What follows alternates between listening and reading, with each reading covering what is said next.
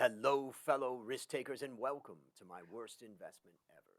Stories of loss to keep you winning. In our community, we know that to win in investing, you must take risk, but to win big, you've got to reduce it. Ladies and gentlemen, I'm on a mission to help 1 million people reduce risk in their lives. To reduce risk in your life, go to myworstinvestmentever.com today and take the risk reduction assessment I created from the lessons I've learned from more than 500 guests. Fellow risk takers, this is your worst podcast host, Andrew Stotz from A Stotz Academy, and I'm here with featured guest Edward Zia. Edward, are you ready to join the mission? I am, and I was going to say there is no one listening who's a bigger loser than me. Okay, well, we're going to learn more about that, and of course, we know that truthfully, if losing brings you to winning, then you are the evidence of that. Edward Zia is a marketing mentor, certified practicing marketer.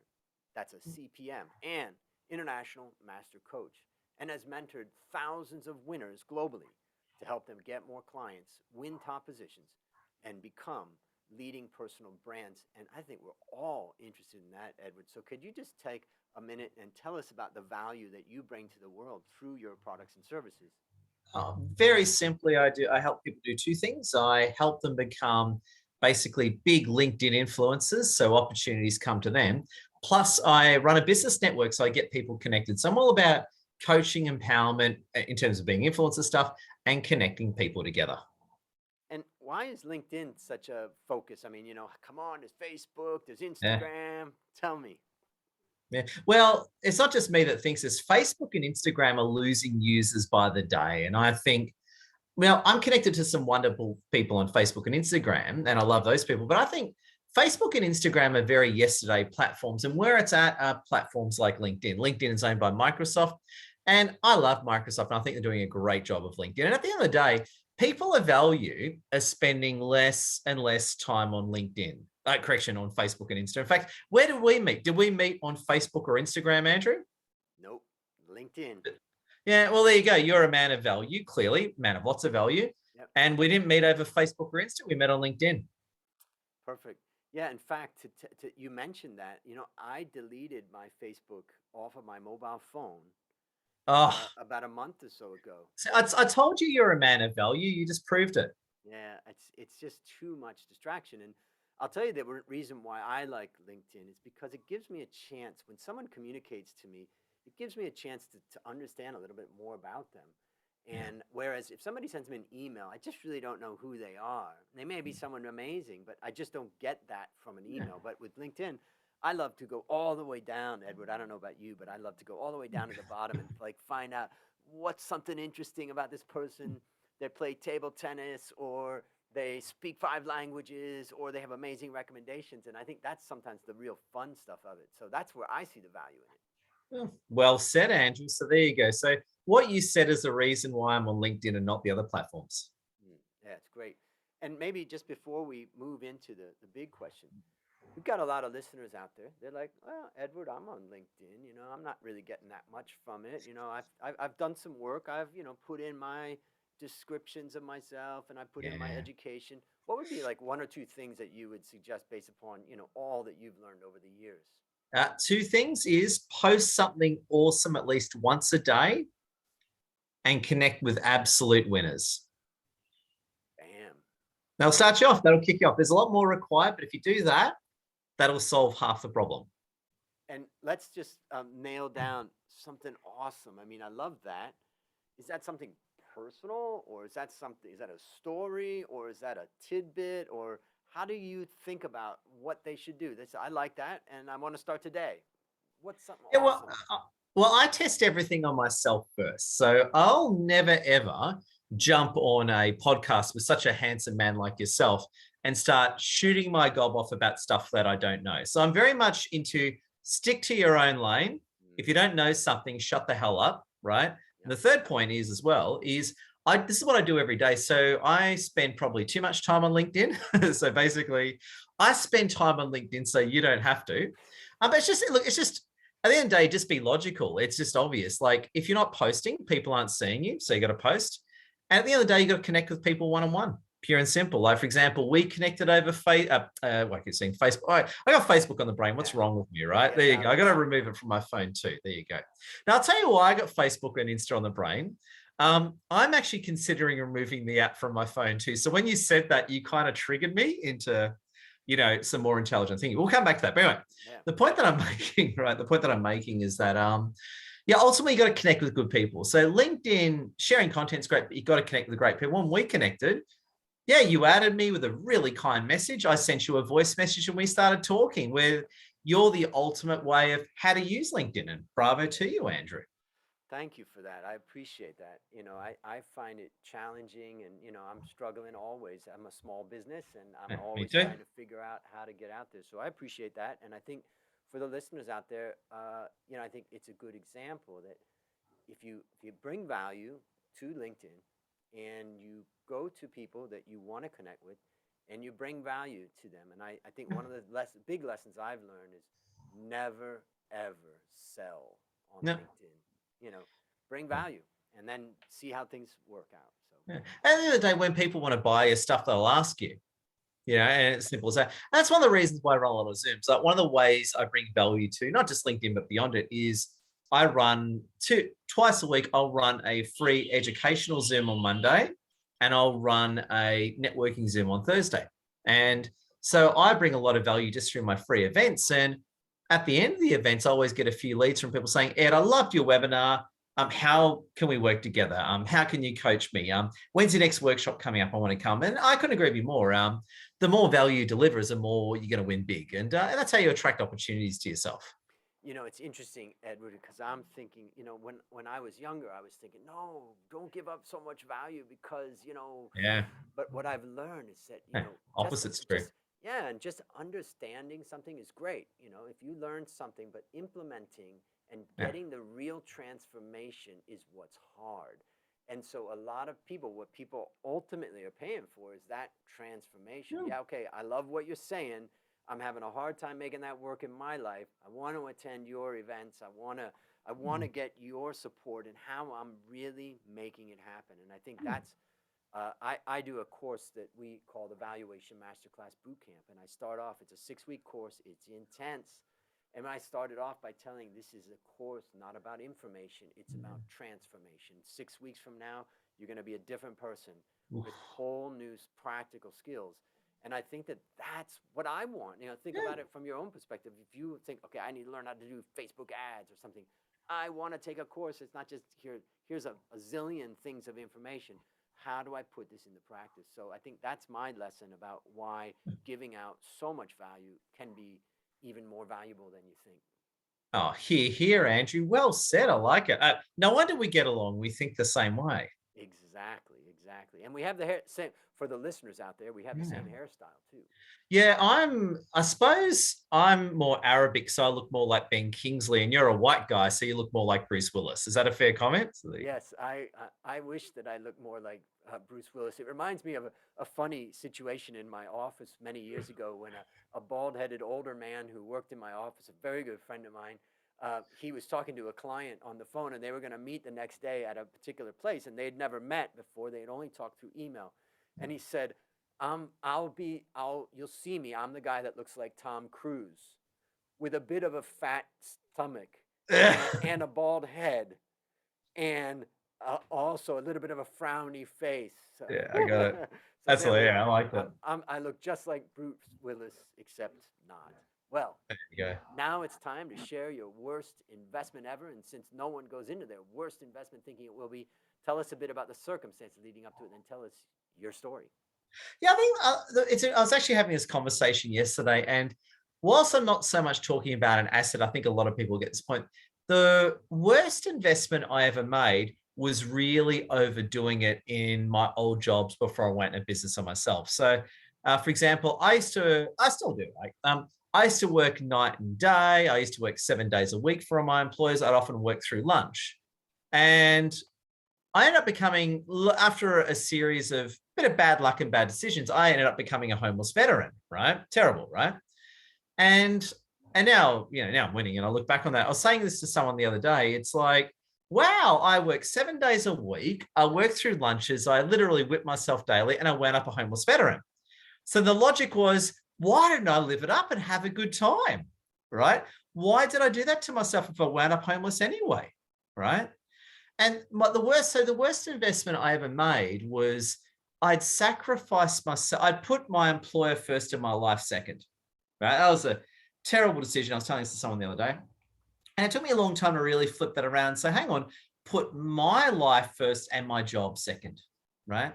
And when I say my life, that includes family. So I'm married, 2 kids and all that now. So in other words, phrasing that in a more, what I think now is like, put my family and I first, then my job second. And having that reversal and thinking was very destructive to me. And it was clearly the worst investment I ever made because it led me to stress and burnout. My PTSD from my military days fled up. And that was a terrible investment. Again, it wound up in my destruction, right? So again, I look back on it and it's like, man, why the hell did I bust my ass? I should have just chilled out. I was going to be homeless anyway. Who cares? Why did I do that to myself? Why? So tell me, can you remember a day or a period of time, maybe a specific day where kind of all fell in, where it just really wasn't working anymore, even though the harder you worked, you weren't getting there and you were sliding? Oh yeah. I remember an interesting day where one of my employers lied to me and very badly, right? And and I know moving after that, but this is but basically what it was is the employer said, and if you get me X growth and make X dollars, I'll give you basically more staff and more money, right? I actually doubled the target and I actually got less staff out of it. So the person really double crossed me, right? And from that day forward, I worked probably 5% of what I used to, right? So I really harvested the situation after that. But the point that I'm making is that that was the moment where my old thinking started to crack, right? So whilst I was still in that workaholic, idiotic sense, that's where my reality started to crack and I started embracing new, better ideas, But that was ultimately it. I remember that moment. I was like, yeah, it's like your reality's breaking and you're starting to question, not in a bad way. You're starting to say, hang on, I think I've got this all wrong. My thinking is totally off track. And it was. Yeah. Again, if my thinking was so awesome, then how did I wind up a homeless veteran? So crazy. Yeah. Led to my thinking. I did exactly what I was told, lived exactly the way I was brought up, and it led to my destruction. I'm thinking about that. There's a great saying, and if you imagine a pool cue, a snooker, table, and a pool cue, it's a solid, hard object, and you hit, you swing it and you hit a ball, and the ball moves. And then, of course, we have the other idea is pushing on a string, and basically, it's like a hard pool cue works really well in the beginning of our career. Like many things in our life, it works well. We make this action and it causes this outcome. But then there's a time where that cue starts to get a little bit mushy, and all of a sudden you're not getting the outcomes that you thought. And I think that we justify, hey, well, okay, it's okay, they'll come back or whatever. But really, what's happening is that what worked in the past just isn't working anymore. Yeah. I think that's a great lesson for all of us to be thinking about. I was actually, and by the way, I'm not anti-elder or anything, but I was having a shot at, you get some people from the previous generation that just come along and say, you should own a home and you should do this and do that, right? Homes used to cost $20,000 and your annual wage was $20,000. Homes in Sydney now cost at least $1 million and the annual wage is probably $60,000, right? So it's a bit like those sort of characters. They're pushing a model of living that suits a totally different time and economic situation. And ultimately, back to me, where I destroyed myself was that I did not keep, and I know exactly where you're going, obviously, Andrew. I didn't keep my thinking up to date. I was, I love the pool cue analogy, and it just led to my own destruction. I wasn't thinking clearly. I was just listening to what I was told, and it almost was the end of me, right?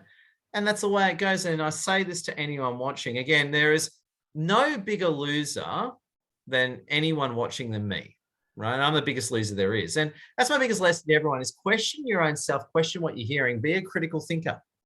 Don't believe what people tell you and don't believe what the media and the fake news tells you as well. I remember that. What's the lyrics of that song? I've been down so long, it looks like up to me. I like it. But I don't. Yeah, I'm not sure what song that is, but I love it yeah, already. that's a great one. And also, it's funny because as a financial analyst in my career, uh, Mm. basically you have to apply logic and reason to your analysis. And that's unlike other areas of our life where we have the luxury of applying emotion. Yeah. But the reason why we have to apply logic and reason is because the market doesn't care about your emotion. Yeah. And if you go into the stock market and you say, I'm going to buy this company because I think it's doing the right thing, and you're not doing an analysis to think about logic and reason and analyzing it from a lot of different angles, you'll very quickly lose your money. And as an Wow. analyst all my career, people come to me all the time telling me, and of course, I hear stories of loss. People come to me all the time and tell me that I bought this stock at 100 and it went down to 20 and I didn't know what to do, and eventually I lost, almost all my money, and I'm never going to invest again. And I'm thinking, Yeah. part of it is that you're bringing this emotional thing, whereas we need logic and reason. And I've just started writing about this because And just on that note, if I can, the simplest mistake they made is they didn't hire a professional. They started doing it themselves. Like a lot of my clients are property buyers agents, right? yep, And I would never ever buy a property myself without using a buyer's agent. And likewise, I would never ever invest in stocks unless I had someone that were doing helping me. So it comes down the whole as well. You got to, if you're not good at something, bring in a professional to help you out. And a lot of people don't do that. yeah.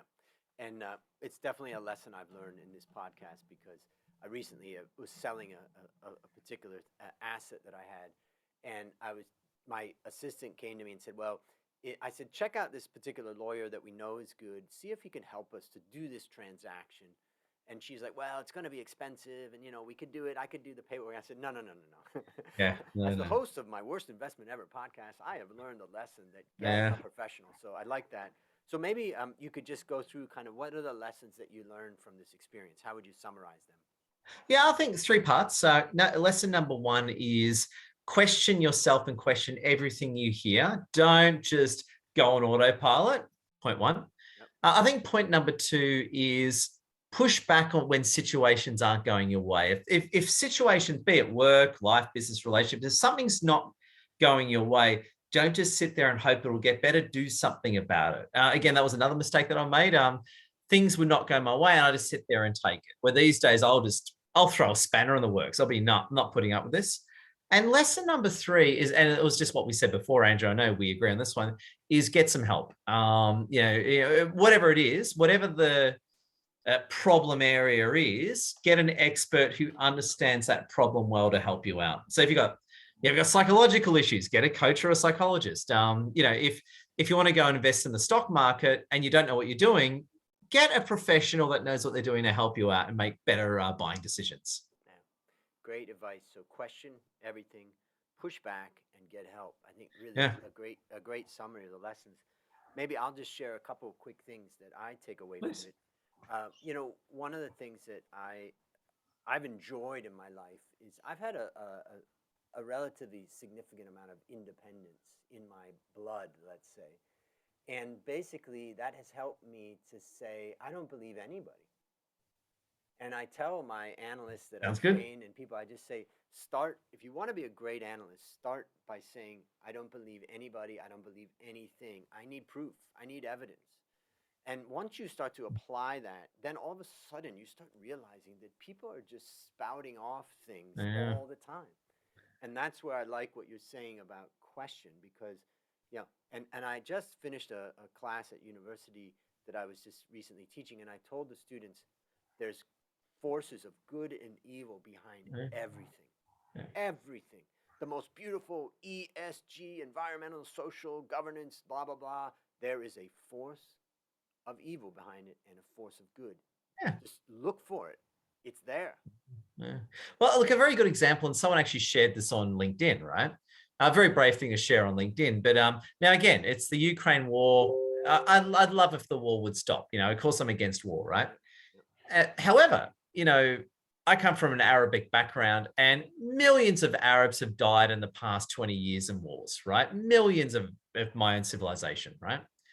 And no one cares about that. But now all of a sudden they care about Ukraine, right? Because the government says so. It's like, yeah, so if a bunch of Arabs get killed, no one clearly cares.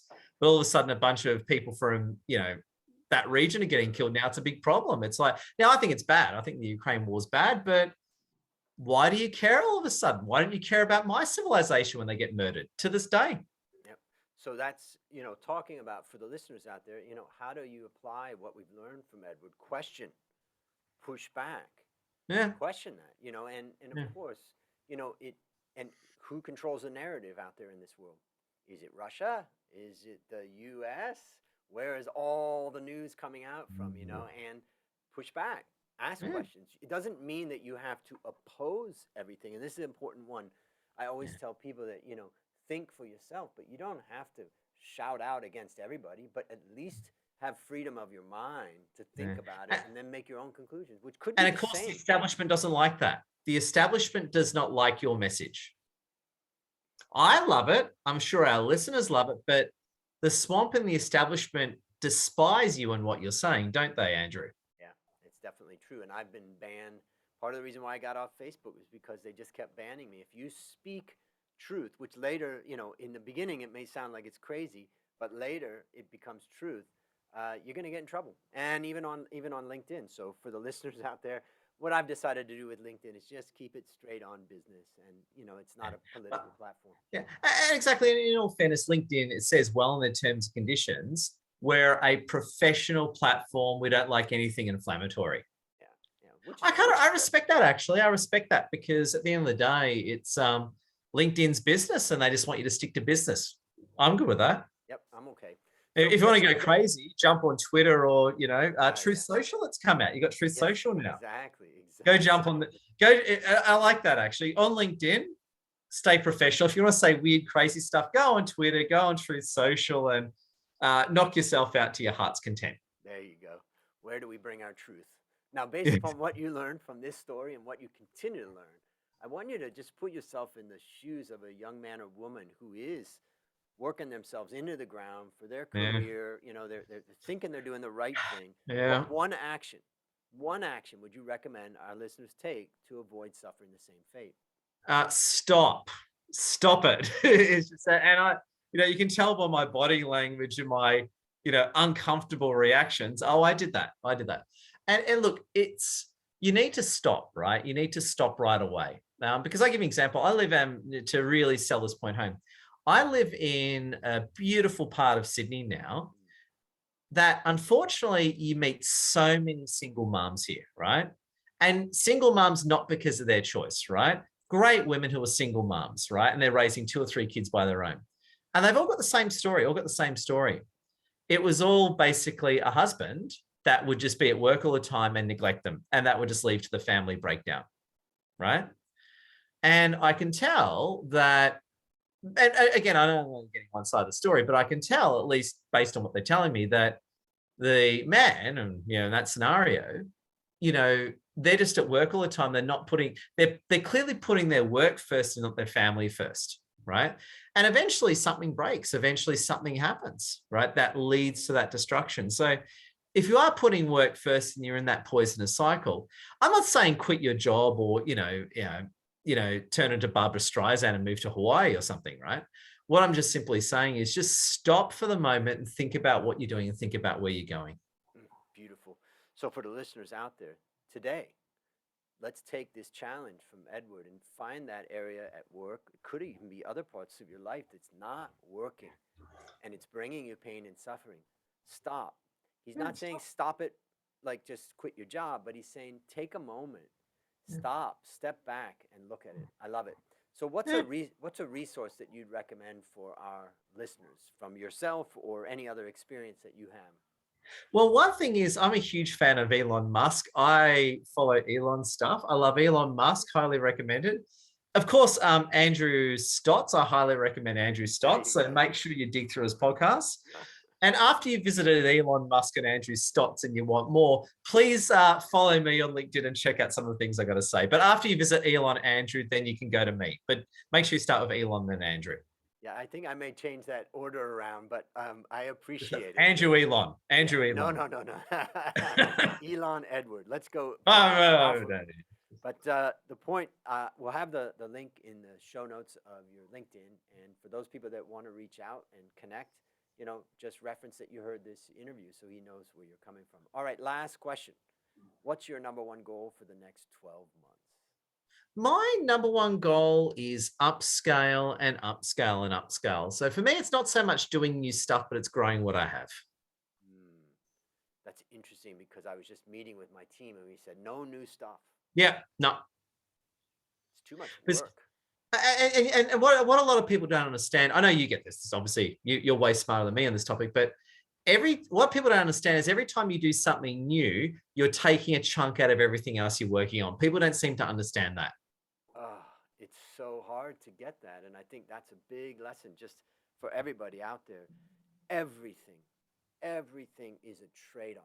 And that's Yeah. kind of what I was trying to tell my students is when I said that there's forces of good and evil behind everything. What I was also saying is everything's a trade-off. Like Yeah. if US wants to squeeze Russia out of the global US dollar financial system, there will be a trade-off. That will force Russia to have to look at alternatives, maybe with China, and all of a sudden, America may not have the only way of transacting around the world. But there's trade-offs.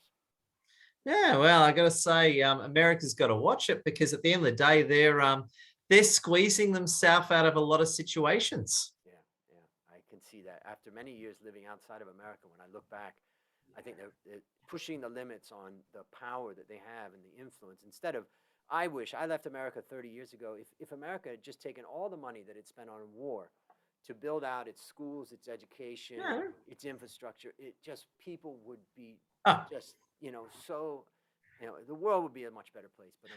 Well, unfortunately, okay, you're talking to a guy from an Arabic background, and my people are getting killed on a daily basis. No one cares. Nobody cares. yeah. No one cares. And no one will ever care. That's the sadness of it all. No one cares. Well, and amazing civilizations too. I mean, I Yeah. have read What's left of history. them? Yeah, I've read a lot of history, and I think there's a lot of great books out there. One called The Silk Road, which I found really fascinating book. Fascinating book, but that helped me to understand that history started, in the Middle East, in Africa, and that these places, the U.S. is, a tiny little a blip in the world of history. And it goes back to what you were saying earlier is the establishment does not like people thinking for themselves. They hate it.